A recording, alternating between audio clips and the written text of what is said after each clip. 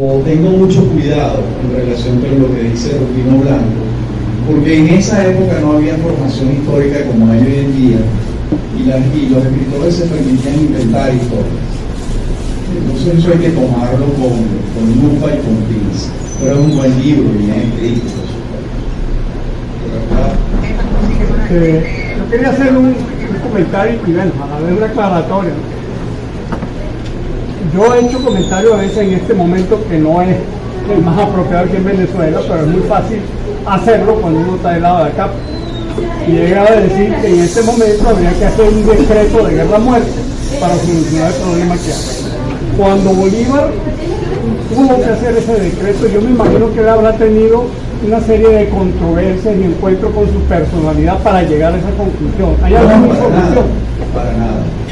Bolívar, el decreto de guerra-muerte es una consecuencia de lo que están haciendo Monteverde y el ejército de Canarios, comandados por Monteverde, que han desembarcado en Venezuela procedentes de Cuba y que están haciendo una carnicería. El decreto de guerra-muerte no es un capricho de Bolívar, es una respuesta a lo que ya viene haciendo Monteverde y los Canarios. Hay que estudiar estos hechos en su contexto histórico y no sacarlos de contexto, por supuesto. Sacarlos de contexto es un anacronismo y eso es lo último que puede hacer un historiador. Otra mano levantada por allá, Eduardo Anzola, y por allá después luego. Exactamente, en relación con eso, una persona que pasó en la guerra y como miembro del primer congreso, que era Antonio Nicolás Miseño.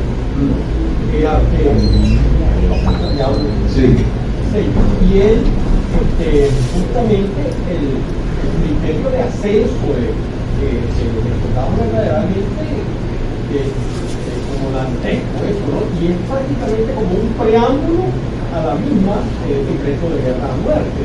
Sí,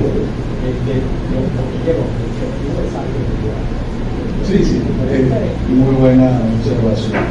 Adelante, por allá. Sí, profesor, muchas gracias. Quiero hacer un brevísimo comentario y ya para la pregunta después. Elías Pino Iturrieta, en El País Archipiélago, habla sobre los años finales de Bolívar como un momento en el que Bolívar se decepciona de la Gran Colombia, del proyecto de la Gran Colombia, pero ve que en su Venezuela natal puede como que fructificar lo que él trató de hacer con la Gran Colombia. En este contexto, ¿cuál considera usted que es el valor y el legado del proyecto integracionista de Simón Bolívar, más allá de las fallas que pudiera haber tenido en el momento en que se intentó? Bueno, hoy en día sabemos que los proyectos integracionistas exitosos del mundo son los que comienzan por la economía, no por la política. Eso demuestra la Unión Europea, eso demuestra Mercosur, eso demuestra el Tratado de Libre Comercio de la América del Norte. Todos los intentos de integración política sin atender a la economía terminan en un fracaso o no avanzan. En aquel entonces eso no se sabía, obviamente.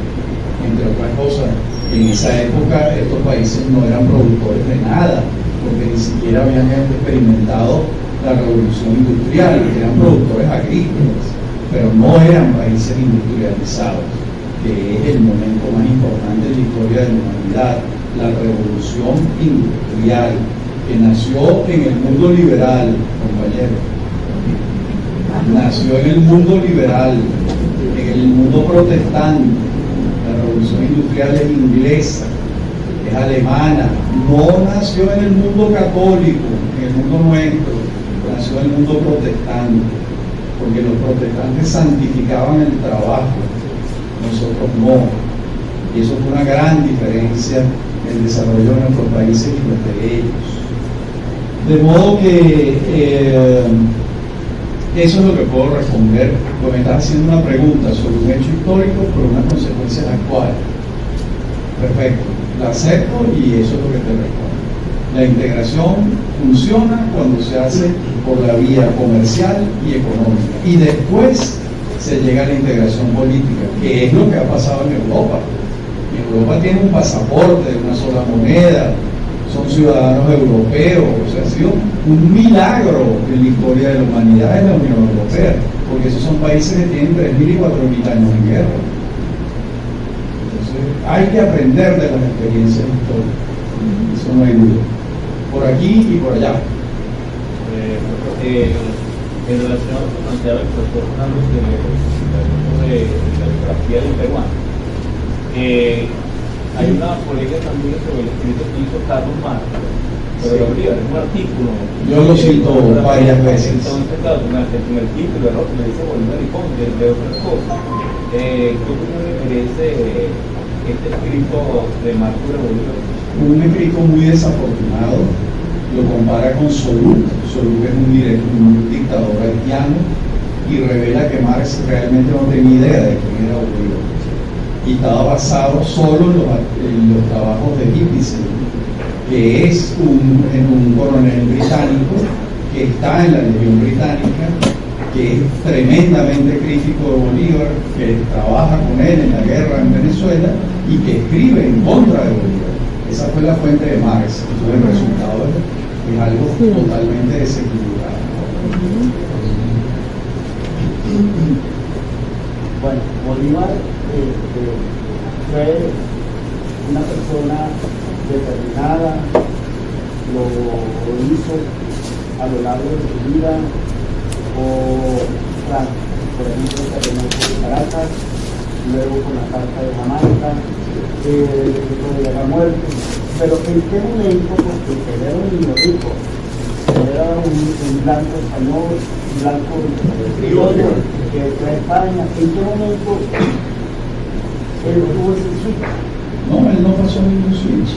La revolución de la independencia lo hicieron los niños ricos venezolanos. Lo demás son cuentos de hadas. ¿En qué momento, o sea, él sintió que podría triunfar en su liberación de Él le suena la flauta a partir de 1819, cuando en vez de seguir batallando contra Morillo, a quien no logra vencer, se va con los británicos y con Francisco de Paula Santander por el páramo de Pisma, llega al pantano de Vargas, vence y llega a la batalla de Boyacá y vence, y ahí cambió la suerte de él totalmente. Y viene la apoteosis bolivariana, que es entre 1819 y 1826. ¿Por qué los niños ricos, para seguir el argumento suyo, por qué los niños ricos venezolanos, colombianos, son todos, no son los venezolanos nada más? La única rebelión popular que hubo en la América hispana fue la mexicana, con el padre Morelos y el padre Hidalgo, que lo seguían los pobres de la tierra. De resto fueron revoluciones de las oligarquías de cada uno de los países, porque no tenían acceso al poder político y querían gobernarse, como ya lo habían hecho las oligarquías norteamericanas. Si el ejemplo norteamericano es clarísimo.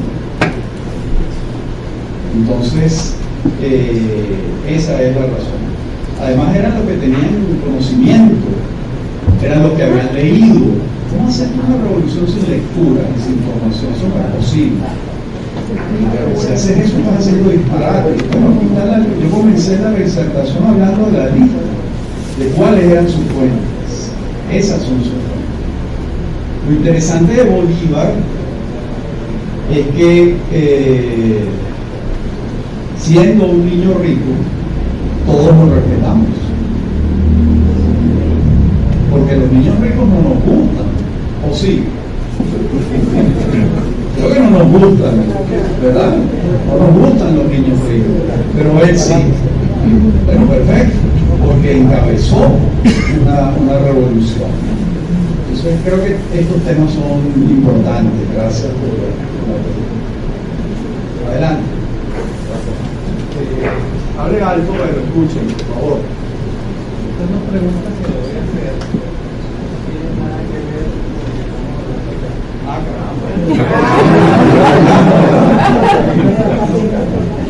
la relación es que él iba a hacerse la que hace años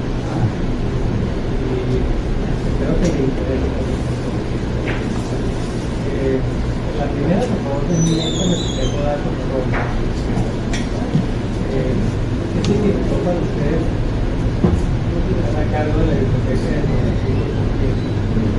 Y la otra, ¿cómo era lo que tuvo Qué bonita pregunta. Gracias, qué bonita pregunta. ¿La puedes repetir? Que no la oímos. El amigo dice que qué significó para mí estar a cargo de la biblioteca Arturo Uglar Pietri, se refiere al Centro de Estudios Latinoamericanos Arturo Uglar Pietri de la Universidad Metropolitana, y cómo era en el día a día del doctor Uglar. Bueno, lo primero fue un gran honor para mí y un gusto muy grande. Él le donó su biblioteca a la universidad antes de morir, por supuesto, y esos 18.000 volúmenes llegaron a la universidad. Primero pasaron al hospital, porque la gente ignora que no puedes meter 18.000 enfermos en una biblioteca, porque te contaminan a todos los otros sanos que están allí. Entonces hay que pasar por una cuarentena larga y hay que curar 18.000 volúmenes de hongos y de enfermedades. Los libros están enfermísimos, sobre todo si son libros viejos. Eso se hizo, entró la biblioteca, creamos el centro y claro, eso está pasando en el 2006. El doctor Uglar murió en el 2001. Nosotros tuvimos una relación de amistad entre 1986 y el año 2000. Como 15 años de amistad permanente. En esos años yo fui su editor, porque fui presidente de Monteavil Editores y nosotros éramos los editores de Uglar. Me reunía con él con muchísima frecuencia y fuimos haciendo una muy buena amistad. Pero ¿cómo es el día del doctor Uglar? Bueno, un hombre con una capacidad de trabajo descomunal, excepcional. Basta ver su bibliografía, su vida y su obra. Un hombre organizado, ahí viene la sangre alemana. Von Uglar, él es bisnieto de un alemán que vino en la Legión Británica. Un hombre organizado, metódico, que no perdía el tiempo. No es que tú ibas allá a hablar con el doctor Uglar y, mire, traigan un cafecito, una cerveza, y te pasabas 3 horas ahí. Eso no lo va a hacer el doctor Uglar, porque tiene una administración de su tiempo estricta, un hombre muy afable y sobre todo un obsesionado con su trabajo y una pasión venezolanista como ha habido pocas. El amor que sentía ese hombre por Venezuela para mí ha sido un ejemplo toda la vida, pero me podría pasar la tarde hablando del autor Uglar. Gracias. Por aquí, otra pregunta, adelante. Ajá, pero allá hay uno nuevo, adelante usted por allá, porque esta es segunda vez. Profesor, yo quisiera saber qué opinión le merece a usted la investigación del doctor Mier Hoffman. La investigación que publicó en un enigma llamado Bolívar sobre los abuelos, sobre la abuela del Libertador, y sobre lo del barco Grampus y aquella... Bueno, sobre en materia genealógica del Libertador, yo creo que la última palabra la tiene el gran genealogista venezolano, que es Antonio Herrera Baillán, que publicó un libro que se llama El Nudo Deshecho.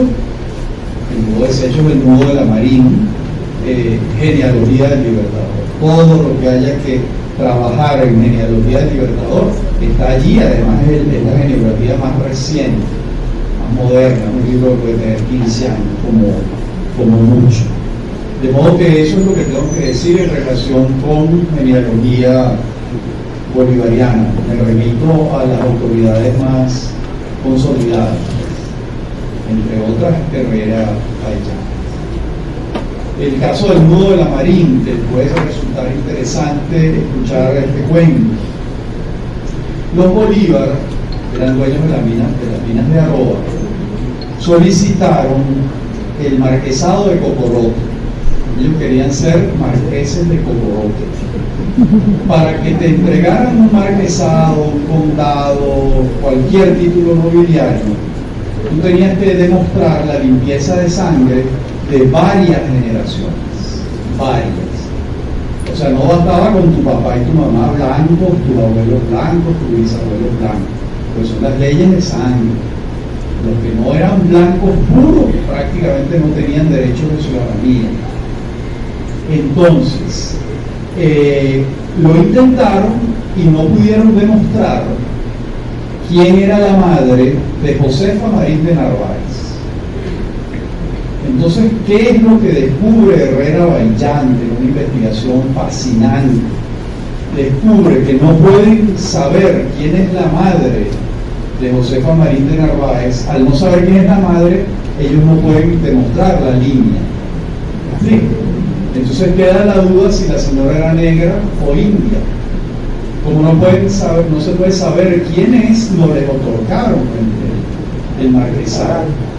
¿Cuál es la hipótesis de Herrera Baillán? Que la madre de esa niña, de la bisabuela del Libertador, era una adolescente que había sido poseída por un pariente. Había parido, entregado a la niña, pero el destino frente al deshonor posible era sumergirse en un convento, cambiar de nombre, como hacen las monjas, y desaparecer de la faz de la tierra. Esa es la explicación posible, y por eso no les entregaron el marquesado a los Bolívar. Las leyes de sangre eran inexpugnables, ¿verdad? Eran, bueno, por supuesto que son absurdas, hoy, 2025, pero en aquellos años era, digamos, era la ley, guste o no. Adelante. Me gustaría oír sus comentarios sobre los amoríos de Bolívar. No sabía que eso venía por ahí. Sobre el papel de la mujer, del efecto de la mujer en la trayectoria o en su trabajo como político. Bueno, a ver lo siguiente. Tengo que echar la película para atrás para explicar esto. Cuando él tiene 5 años, a ver, recuerden que además de las leyes de sangre, había una institución que se llamaba el mayorazgo. Esa institución decía que el único heredero de las fortunas, y la fortuna de Juan Vicente Bolívar era la segunda del país, el único heredero de las fortunas era el hijo varón mayor, es decir, Juan Vicente, no Simón, que es el menor. O sea que él no iba a heredar nada, de acuerdo con las leyes del mayorazgo. En consecuencia, un primo hermano de él, que era un cura, que se llamaba José Félix Jerez de Aristiquieta, testa a favor del niño de 5 años. Este cura era multimillonario, porque los curas eran muy ricos, los que no pertenecían a las congregaciones y no habían hecho voto de pobreza, podían acumular grandes fortunas. El cura Jerez de Aristiquieta le deja a Simón Bolívar la Casa del Vínculo, que queda en la Plaza Bolívar de Caracas, 2 o 3 haciendas de cacao, de no sé cuántas matas de cacao, de no sé cuántos esclavos, una fortuna muy grande. Pero además dice que la aceptación de esa herencia está sujeta a que él se case con una mujer de su condición social. Con María Teresa Rodríguez del Toro y de Alaeza no hay problema, porque es incluso mayor socialmente que él, porque ella es una sobrina del Marqués del Toro. Ella es española, pero una sobrina del Marqués del Toro venezolano. Se cumple el requisito del vínculo de la concepción, de la herencia. Ella muere y él se enamora de Pepita Machado. Pero Josefina Machado es una canaria, y los canarios en la estructura social son blancos de orilla, son blancos de segunda categoría. Y María Antonia, su hermana, le recuerda permanentemente: no te puedes casar con ella porque pierdes la herencia. Él no se casa nunca con esa muchacha, pero vive con ella desde que ella tiene 13 años hasta que ella tiene 20. ¿Qué pasa cuando tiene 20 años Pepita Machado? Que muere de tuberculosis y desaparece del mapa. Después vienen los amoríos con Fanny Duvillard en París. Fanny, esos son unos amoríos fugaces pero importantes, porque Bolívar es un muchacho de unos 22, 23 años y Fanny Duvillard es una señora de unos 36, lo que hoy en día llaman los muchachos una mil.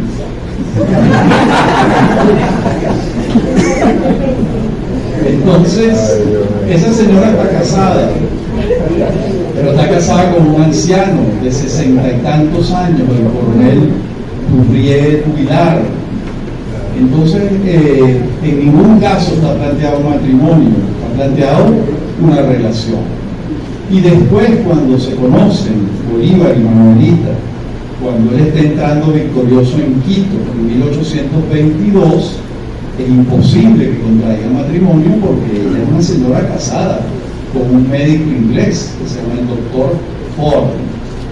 Entonces fueron adúlteros todo el tiempo que duró ese amor. ¿Hubo otros amores en la vida de Bolívar? Seguramente,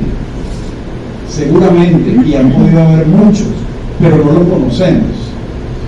Pero ¿a dónde nos lleva esto? Al hecho de que un hombre que probablemente poseyó a varias mujeres a lo largo de su vida no podía procrear. De lo contrario, ¿cómo se entiende esa situación? Imposible de entender. Esas son conclusiones que uno puede sacar de los hechos. ¿Qué otros los grandes amores de su vida? Bueno, resumo: María Teresa, Pepita, Josefina y Manuela. Hay otras, sí hay otras, pero probablemente de menor importancia en su corazón. En el río Magdalena hay un pueblo donde... Déjame pasar. Hay una anécdota bonita de los amores de Bolívar, que es con una francesita llamada Anita Lenoir. Anita Lenoir, sí, Lenoir. Ajá. Sí, Anita Lenoir. Que incluso hay una placa en ese pueblo, y Sí. los enamorados pasan por ahí y se detienen en ese. Correcto, eso es cierto. Unos amores fugaces, y hay otros amores muy interesantes, que son las Ibáñez. Claro. Bernardina y la hermana. Sí. Pero esto tiene tela. Mucha. Porque de esas hermanas eran amantes Bolívar y Santander. Pero la novia de Santander era una señora casada. Sí. La novia de Bolívar no. Y ella lo rechazó. Bernardina lo rechaza. Él estaba muy enamorado de ella y reunía los requisitos de la alcurnia para poderse casar con ella, no perdía la herencia. Pero a ella no le gustó. Le gustó Ambrosio Plaza. Correcto, y se casó. Oye, pero quiero